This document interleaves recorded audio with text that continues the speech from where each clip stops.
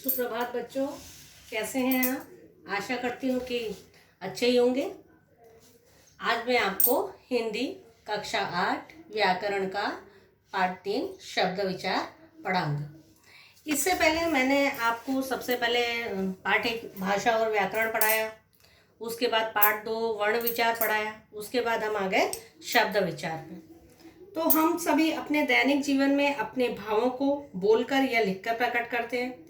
बोलते समय हमारे मुख से कुछ ध्वनियां निकलती है, वो मैंने आपको वर्ण विचार में बताया था, जिनके माध्यम से हम अपनी बात दूसरे व्यक्ति तक पहुंचा सकते हैं। तो तब हमने पढ़े थे वर्ण। अब हम वर्णों को मिला लेंगे तो क्या बन जाएगा? शब्द बन जाएगा। तो वही शब्द विचार मैं आज आपको पढ़ाऊंगी। जैसे कि मैंने आपको बोला, उसके बाद मैं आपको परिभाषा भी बताऊंगी। जैसे मैं उदाहरण के लिए आप सोचोगे, मैंने बोला रकमा। अब आप सोचोगे मैडम तो क्या बोल रही है, रकमा कुछ होता है कोई शब्द? नहीं होता। अब मैंने बोला कमरा, तो कमरा का आपको अर्थ पता है कि घर में जो रूम होते हैं हमारे, कमरा। तो परिभाषा कहाँ से शुरू होती है शब्द की?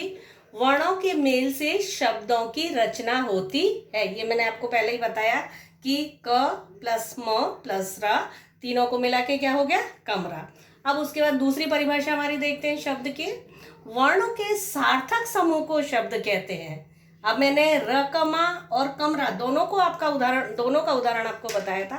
तो ऐसा शब्द जिससे कि सार्थक अर्थ निकले, वो क्या कहलाएगा? हमारा शब्द। ये नहीं कि हमने किसी भी वर्ण को मिला के शब्द बना दिया, नहीं, जिसका सार्थक अर्थ निकले वो ही क्या कहलाएगा? शब्द। शब्द स्वतंत्र इकाई होते हैं, इनका अपना अर्थ होता है। भाषा में प्रयुक्त होने वाले विभिन्न प्रकार के शब्दों के समुदाय को शब्द भंडार कहते हैं, जिसमें कि बहुत सारे शब्द हों। अब शब्दों का वर्गीकरण मीन्स बंटवारा। शब्दों को कितने भागों में बांटा गया है? शब्दों को बांटा गया है 5 भागों में। पहला हमारा भाग है स्रोत या इतिहास के आधार पर, मतलब पहले पुराने हमारा हिस्ट्री जहाँ से चली आ रही है तब के आधार पर भाषा कैसे आई, कौन कौन सी भाषाएं आई, हमारी भाषा की शुरुआत कौन सी भाषाओं से हुई, उसके आधार पर, इतिहास के आधार पर। उसके बाद हमारा रचना के आधार पर, मतलब बनावट के आधार पर।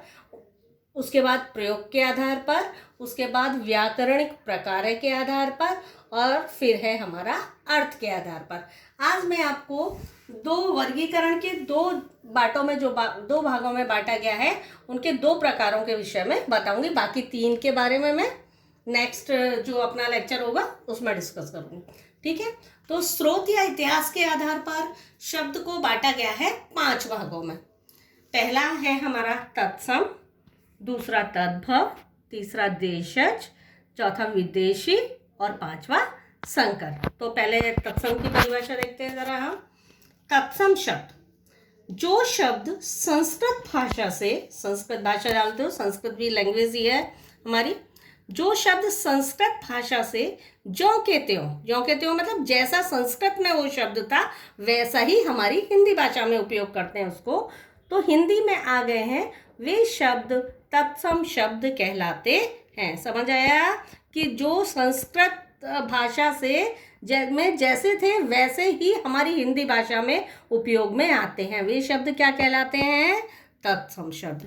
उदाहरण देखते हैं जरा हम। उदाहरण है इसका, जैसे कि सत्य, रात्रि, कर्ण। सत्य, रात्रि, कर्ण, इनको मैं आपको तद्भव में भी करके बताती हूँ, आगे जरा देखें। अब देखें, हमारे तत्सम की परिभाषा हमने जान ली, उदाहरण जान लिए। अब हम तद्भव जरा देखते हैं। जो शब्द संस्कृत के शब्दों में कुछ बदलाव से बने हैं, मतलब संस्कृत के शब्दों में थोड़ा चेंज करके जो बनाया है वो हिंदी शब्द बन गया, तो वो क्या कहलाएगा? हमारा तद्भव। ये शब्द संस्कृत से चलकर पाली, प्राकृत, अभ्रंश, आप सोच रहे हो ये क्या है? ये हमारी पुरानी भाषाएं हैं, से होते हुए भी हिंदी तक आए हैं। मतलब कई भाषीय संस्कृत शब्द कई भाषाओं से आते हुए किस में आए? हिंदी तक आए। तो ये शब्द क्या कहलाएंगे? तद्भव शब्द कहलाएंगे। तो उदाहरण देखें हम। अब संस्कृत में सत्य और हिंदी में क्या है? सच बोलते हैं सत्य को। संस्कृत में क्या है? रात्रि, और हिंदी में क्या बोलते हैं? रात्रि को रात बोलते हैं। संस्कृत में क्या बोलते हैं? कर्ण, और कर्ण को हिंदी में क्या बोलते हैं? कान। क्लियर, समझ में आया। तो तत्सम और तद्भव शब्दों में अंतर क्या हुआ? तत्सम शब्द वे हैं जो कि संस्कृत से सीधे हिंदी में आए और तद्भव शब्द वे हैं जो संस्कृत से बदलकर हिंदी में और भाषाओं से होते हुए हिंदी में पहुंचे। क्लियर। तीसरा हमारा आया देशज। जो शब्द देश के विभिन्न प्रांतों, जातियों, बोलियों आदि से हिंदी भाषा में आ गए वे देशज शब्द कहलाते हैं। जैसे कि हमारे बहुत सारे प्रांत होते हैं, राज्य होते हैं, अनेक तरह की जातियाँ होती हैं, उनमें अलग तरह की बोलियाँ बोली जाती हैं। तो अलग अलग जो शब्द होता है वो अलग अलग जगह पर अलग अलग तरीके से यूज़ होता है। जैसे कि अब मैं उदाहरण बताते हैं, झाड़ू को हमारे प्रांत या हमारे राज्य में कुछ और बोला जाता है, लेकिन दूसरे राज्य में कुछ और बोला जाता होगा। जैसे पगड़ी को हम पाग भी बोलते हैं, तो किसी दूसरे राज्य में या प्रांत में कुछ और बोला जाएगा, हमारे में दूसरा और बोला जाएगा। जैसे कि रसोई, कई लोग रसोई घर को रसोई बोलते हैं, कई लोग रसोड़ा बोलते हैं। कई जगह रोटी, जैसे हम रोटी खाते हैं तो उसको कई लोग हिंदी में बोलेंगे रोटी, लेकिन दूसरे प्रांत या राज्य में हम बोलेंगे रोटली, रोटला, जो भी होता है वो बोलते हैं ना।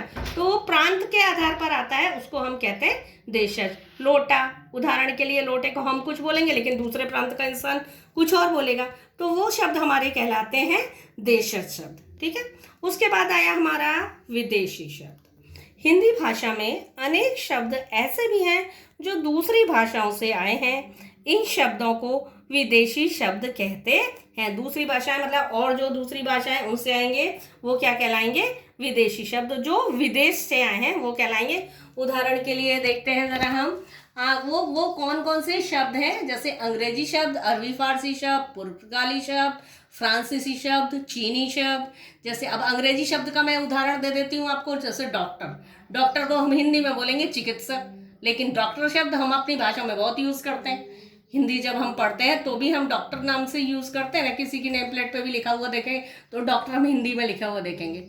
चिकित्सक होता है डॉक्टर, लेकिन फिर भी हम लिखते हैं तो हम अंग्रेजी के रूप में सीधा ही उसको यूज़ करते हैं। जैसे नर्स, उसको परिचारिका कहते हैं, लेकिन हम क्या यूज़ करेंगे? हम नर्स कहते हैं मोस्टली। टिकट, आवक जावक पत्रिका कहते हैं हिंदी में, लेकिन हम टिकट ही बोलते हैं। सब लोग, अधिकतर लोग बोलते हैं या ना। तो ये शब्द कहाँ से आए? अंग्रेजी भाषा से ये शब्द आए, जिनका कि हम प्रयोग अब कहाँ कर रहे हैं? अपनी हिंदी भाषा में। ठीक है। अरबिक फारसी शब्द शादी, उसको विवाह कहते हैं हिंदी में, लेकिन शादी अरबी और फारसी शब्द है वो हम यूज़ कर रहे हैं। आफत, कागज, बहुत सारे उदाहरण हैं इनके। पुर्तगाली शब्द आया हमारा, साबुन, अलमारी। ये शब्द कहाँ हम सोचते हैं ये हिंदी शब्द है, लेकिन ये क्या है? पुर्तगाली शब्द।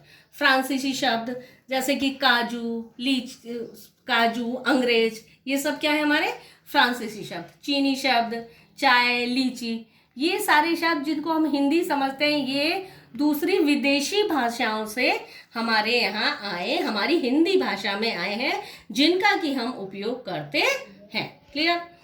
नंबर 5 हमारा आया संकर भाषा। जब दो भिन्न भाषाओं के मेल से एक नया शब्द बनाया जाता है तब वह संकर शब्द कहलाता है। हम दो शब्दों को मिला दें और एक नया शब्द बना दें, वो क्या कहलाएगा? हमारा संकर शब्द। एग्जाम्पल देख लेते हैं जरा, उदाहरण। हिंदी जमा फारसी, प्लस करके हम बनाएं, हिंदी में प्लस कर दें फारसी, तो दो हिंदी में मैंने लिखा छाया। छाया क्या है? हिंदी शब्द है, और दार क्या है? फारसी शब्द है। तो छाया को दार के साथ हम जोड़ देंगे तो कौन सा बना शब्द? छायादार। उसके बाद अंग्रेजी और हिंदी दोनों भाषाओं के दो शब्द हैं। सिनेमा अंग्रेजी भाषा का शब्द है और घर हिंदी भाषा का शब्द है। तो सिनेमा और घर दोनों को जोड़कर एक नया शब्द बना, क्या बना? सिनेमा घर। उसके बाद अंग्रेजी और फारसी भाषा का उदाहरण देखो। अंग्रेजी सील अंग्रेजी शब्द है और बंद फारसी शब्द है, तो दोनों को मिलाकर क्या बना? एक नया शब्द बना, सील बंद। इस तरीके से आपको मैंने इसके इतिहास के आधार पर तत्सम, तद्भव, देशज, विदेशी और संकर अच्छे से समझाया। आपको पढ़ना है उसको और देखना है। उसके बाद हमारा अब आया दूसरा वर्गीकरण आया रचना के आधार पर। रचना के आधार पर हम शब्द को विभाजित करते हैं 3 भागों में, रूढ़ शब्द, यौगिक शब्द और योग रूढ़ शब्द।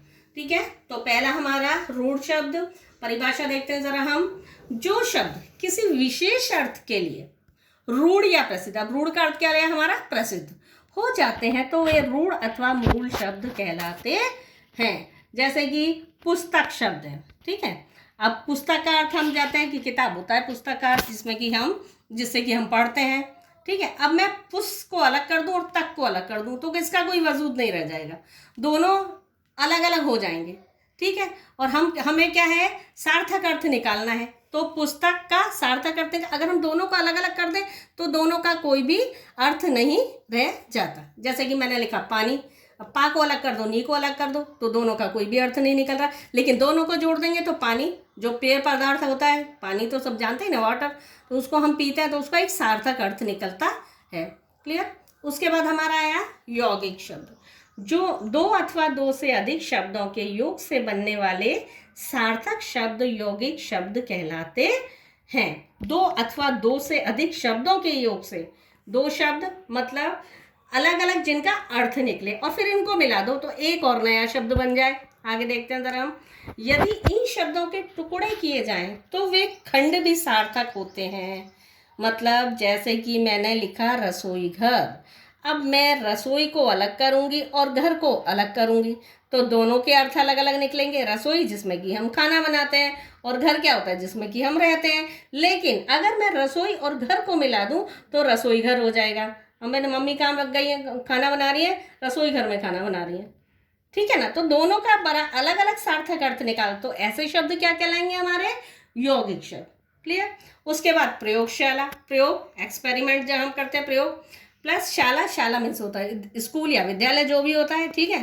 प्रयोग, अब हम प्रयोग एक्सपेरिमेंट जो हम करते हैं और शाला स्कूल दोनों को मिला दें तो प्रयोग, जहाँ की हम एक्सपेरिमेंट करते हैं वो क्या कहलाती है, हमारी प्रयोगशाला, जिसको कि हम लैब भी कहते हैं, इंग्लिश में लैब भी कहते हैं ना। अब हम प्रयोग और शाला दोनों को अलग अलग कर देंगे तो दोनों के अलग अर्थ निकल रहे हैं, लेकिन एक नया शब्द बना रहे हैं तो उसका भी अर्थ निकल रहा है, ठीक है।